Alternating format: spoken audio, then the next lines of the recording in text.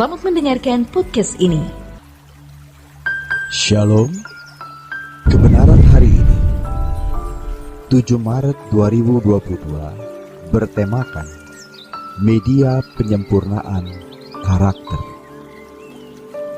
Kalau kita menunda atau membatalkan keinginan-keinginan yang tidak sesuai kehendak Allah, berarti kita melakukan suatu hal yang positif.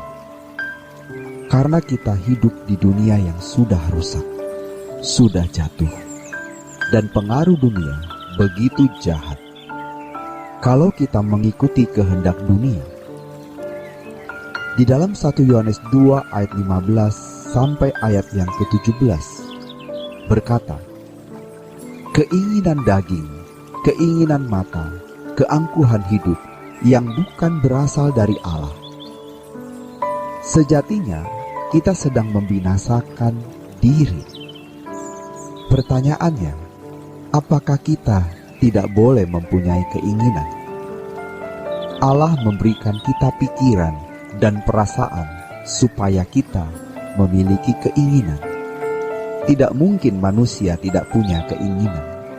Allah tidak menghendaki kita tidak punya keinginan. Tetapi kita menunda apa yang menjadi keinginan kita sendiri sejak kita di dunia. Kita menyalibkan diri. Oleh sebab itu, kita harus berani fokus.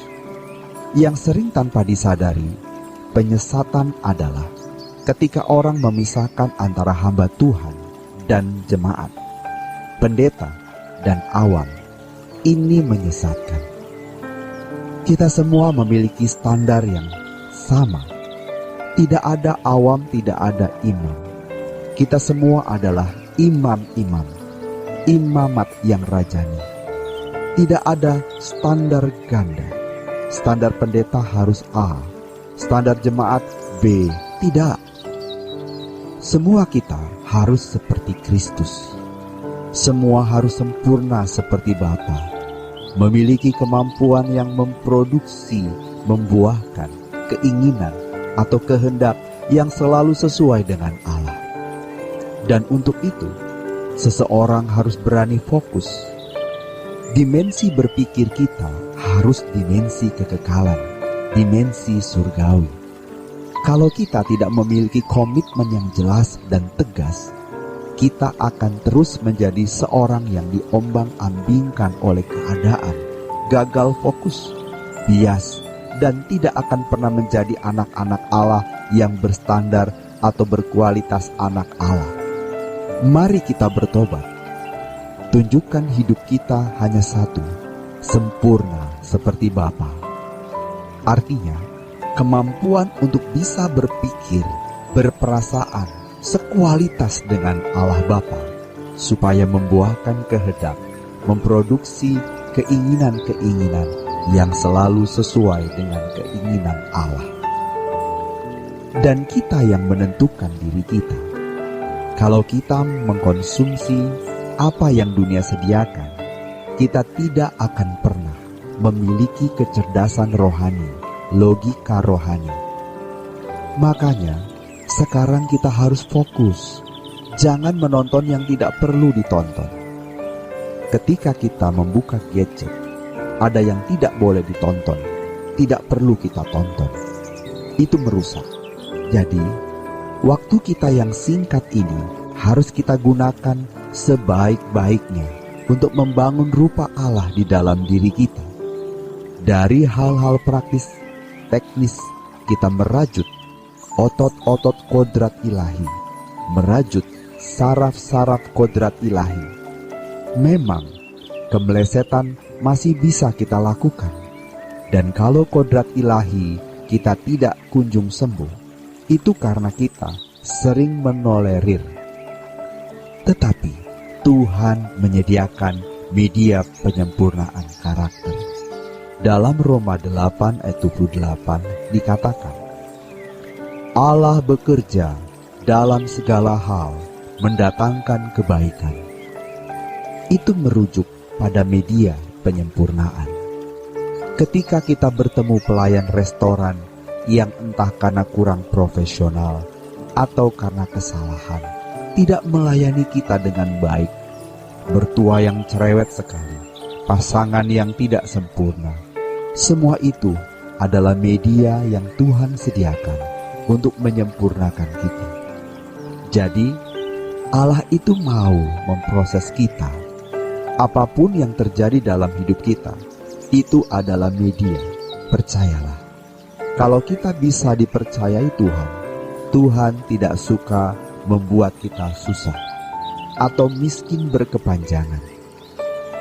Kalau kita miskin, kita tidak bisa membalas kebaikan orang tua, tidak bisa menolong saudara, tidak bisa mendukung pekerjaan Tuhan.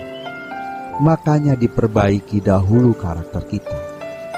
Tuhan tahu kalau kita banyak duit, kita tenggelam. Makanya Tuhan cegah. Tetapi bersyukur kalau sampai Tuhan menakar berkat kita, karena itu menyelamatkan. Daripada dipuas-puaskan sebanyak-banyaknya, tapi mati masuk neraka. Jadi, mari kita bertanggung jawab mulai hari ini, demi keselamatan kita sendiri, karena maksud keselamatan itu hanya sempurna seperti Bapa, supaya kita berkeadaan mulia, dan orang yang berkeadaan mulia layak dimuliakan bersama dengan Tuhan Yesus. Apapun yang kita usahakan dalam hidup ini, apapun, suatu hari harus kita lepaskan, lenyap, tidak berbekas. Sebagaimana kita datang sendiri, kita akan pulang sendiri. Sebagaimana kita datang tidak membawa selembar benang pun, kita mati pun tidak membawa selembar benang. Tetapi kalau kita membangun kesucian hidup sempurna seperti Bapa, itu yang akan kita bawa di kekekalan. Kita sudah sering mendengar bahwa hidup yang dikehendaki Allah adalah hidup kudus. Tetapi mengapa kita tidak berani menaruh kalimat, "Aku harus hidup kudus"? Jika kita tidak menjadikan hal itu utama, berarti kita tidak menghormati Allah. Firman Tuhan mengatakan, tanpa kesucian, tidak seorang pun memandang Allah. Maka kita tidak boleh menolerir dosa. Kita harus nekat. Kalau tidak, kita tidak pernah keluar dari kubangan dosa, dari ikatan dosa yang mengikat. Berbahagialah orang yang suci hatinya, karena ia akan melihat Allah. Kiranya di tengah-tengah gelapnya dunia ini, Elohim Yahweh masih menemukan manusia-manusia yang bercahaya seperti bintang-bintang di cakrawala. Dan orang-orang itu adalah kita.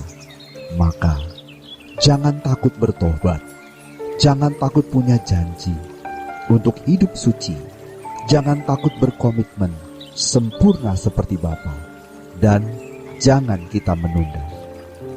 Demikian kebenaran hari ini. Tuhan Yesus memberkati. Sola Gracia.